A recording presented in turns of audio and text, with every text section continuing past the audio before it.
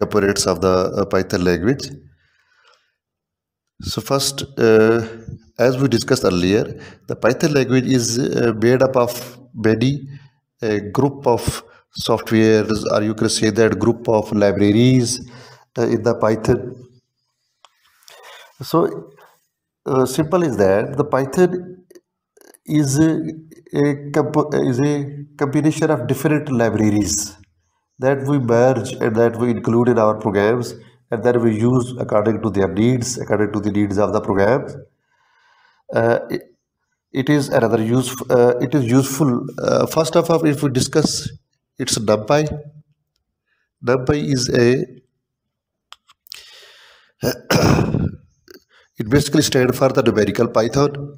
This library consists of multi-dimensional arrays of the objects. By using NumPy, we can perform the following important operations like we can say that mathematical operation, logical operations, Fourier transformation, operation associated with the linear algebra, and we can also see that NumPy as a replacement of MATLAB, because NumPy is mostly used along with the SciPy, that is scientific Python, and plotting the libraries. So these are all Mat, MATLAB and SciPy. These are all combined in the NumPy. If we use the NumPy, then there is no need for the Matplotlib and like that.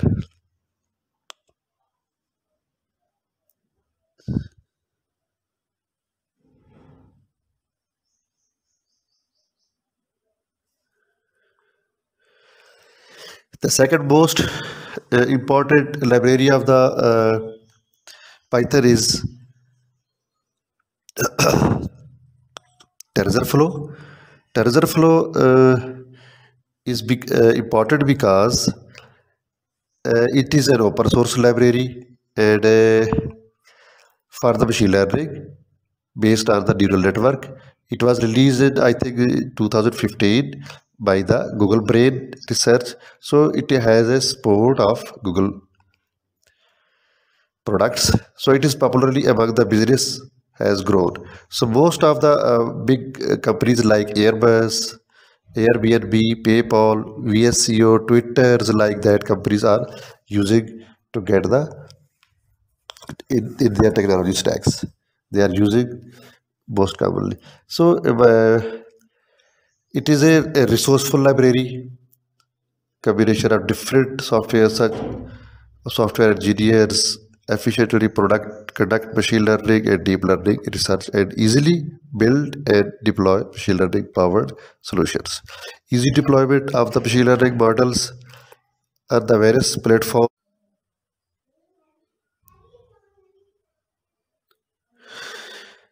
So why this library is so famous in few days?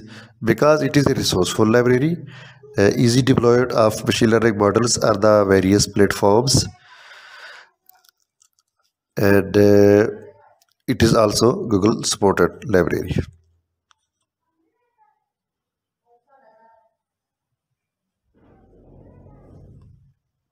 So next one library is PyTorch. PyTorch is largest machine learning library developed by the Facebook.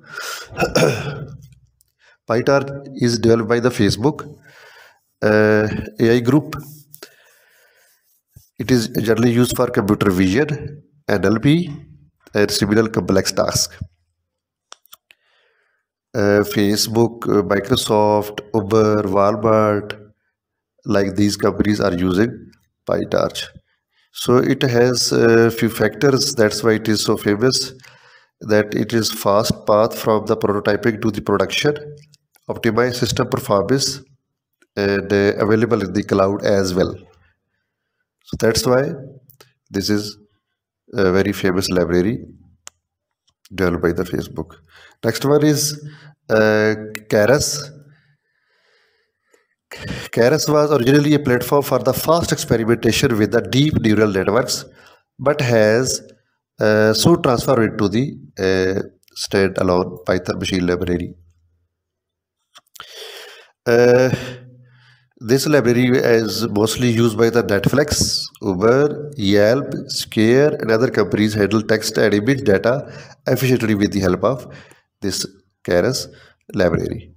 So it is, I think it is more user friendly, multi-packed support, and modular and extensible architecture. That's why.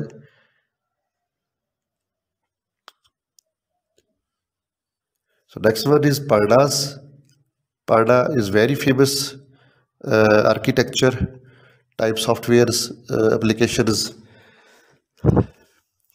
So Parda is the library of named Parda is favorite language for data science. Parda is basically used for data manipulation.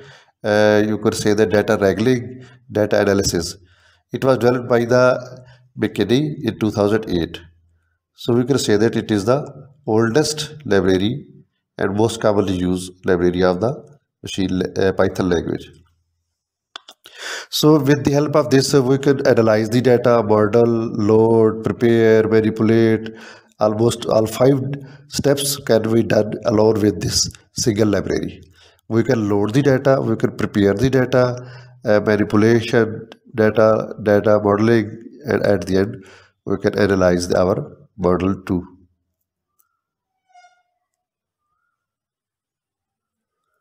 With the Panda, data representation is done with the series, data frames, and panel as well. These are the best features that this library makes its uniqueness for the others libraries.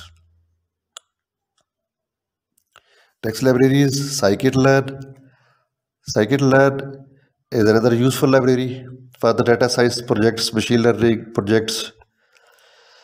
If we talk about its features, it is built on the NumPy, SciPy, and Matplotlibs. It is also an open source and can be reused with the BSD license, accessible to everybody, and can be reused in the various contexts. Wide range of machine learning algorithms like classification, clustering, regression, and data preprocessing techniques like data reduction, model selection, etc. These are all can be implemented with the help of scikit-learn. Next is Matplotlib. That is another useful library, and it is purely used for the purpose of data visualization.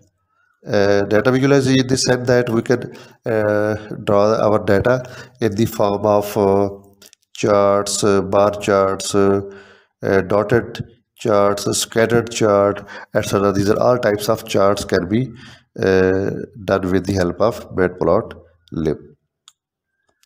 Another library is Orange 3. Orange 3 library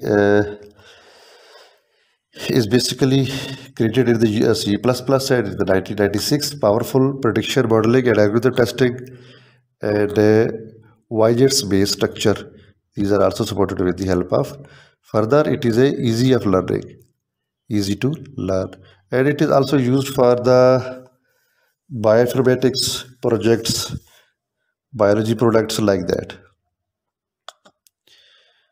Next library that we are going for discussion is the most important one, that is NumPy, that stands for numerical Python.